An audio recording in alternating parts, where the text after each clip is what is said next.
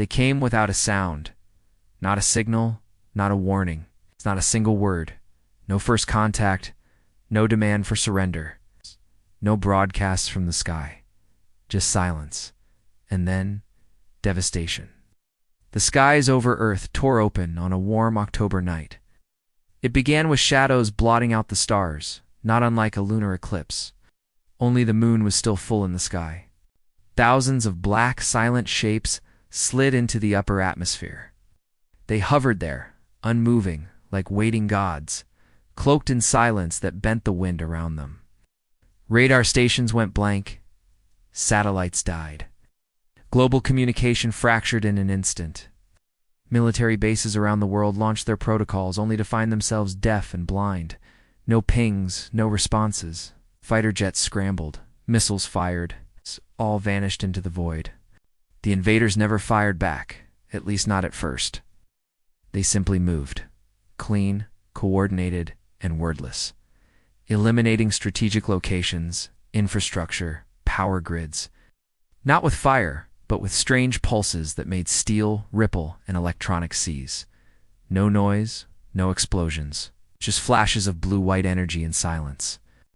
In a Colorado mountain town, far from command bunkers and national responses, Alara Quinn sat at her old upright piano in a dust-choked attic. She was 17. Her father, a retired communications officer, turned recluse after losing his hearing in Afghanistan. She hadn't seen him cry in 10 years.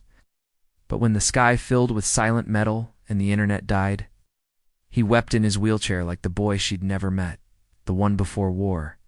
Alara played for him that night, not to soothe, to survive. Outside, the black vessels hovered. The hum of fear was everywhere. And in that attic, for the first time in days, Alara pressed her fingers to ivory and played a lullaby her mother once sang. The final note rang out into the night. And the closest ship, just a black triangle drifting silently over town, stopped moving. That was the first crack. Within days, reports trickled in, alien crafts freezing near church choirs, paralyzed by opera arias in Milan, stalling above cities during symphony broadcasts. It wasn't universal, it wasn't instant, but it was something. By week 2, the pattern was undeniable. Music affected them. They didn't understand words, they didn't react to gunfire. But melody, rhythm, harmony, it made them hesitate. Sometimes it made them retreat. The United States collapsed into factions. NATO fragmented. China's eastern seaboard fell silent. And yet, across the globe, people with no weapons began fighting back. Not with bombs, but with sound. Buskers in Paris rigged amplifiers to blast jazz into the sky. A gospel choir in Johannesburg held off 3 vessels with nothing but voices. A group of metalheads in Brazil hijacked radio towers and broadcast growling bass lines that made the enemy ships spiral away mid-strike. They were fighting back. The war wasn't over, but for the first time, it wasn't one-sided. It wasn't long before what remained of the U.S. government reached out to Commander Daniel Keats, Alara's father. The man once in charge of decoding foreign signals. He hadn't spoken to a general in years.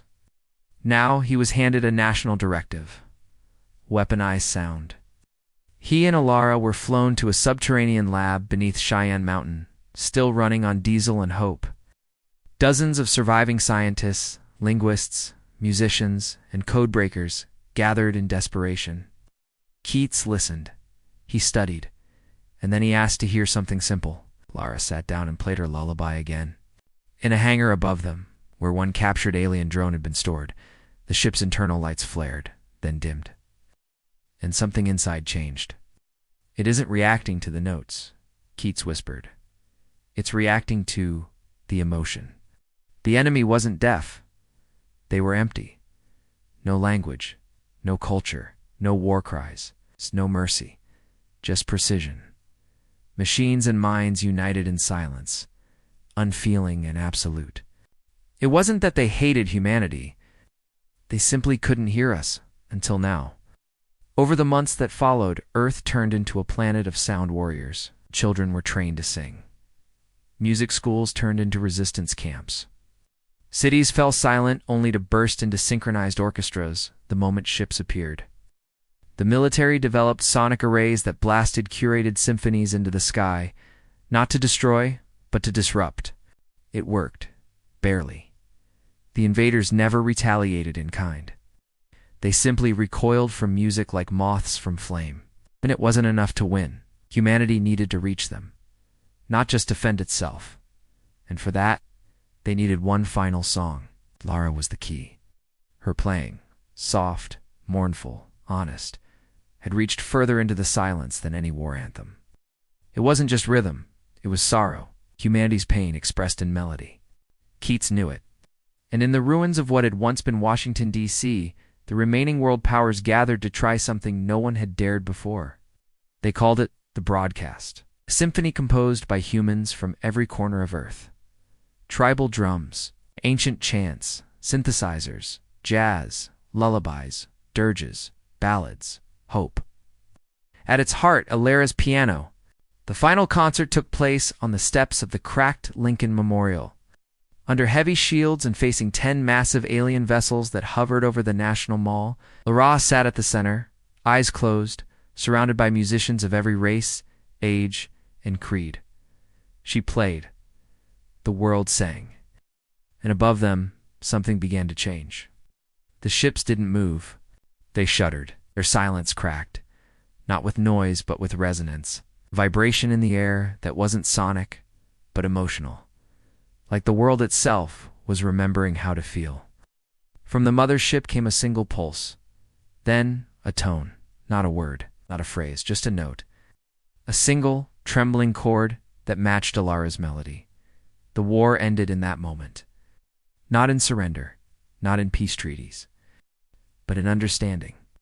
The aliens, later named the Resonance, weren't a military force.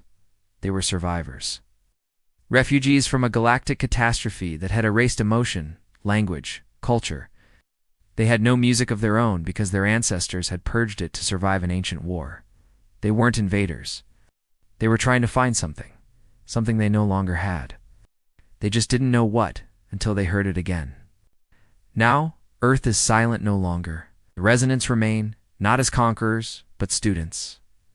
They've begun to learn, to listen, to feel. And humanity, flawed, broken, beautiful humanity, taught the universe its first song in 1,000 years.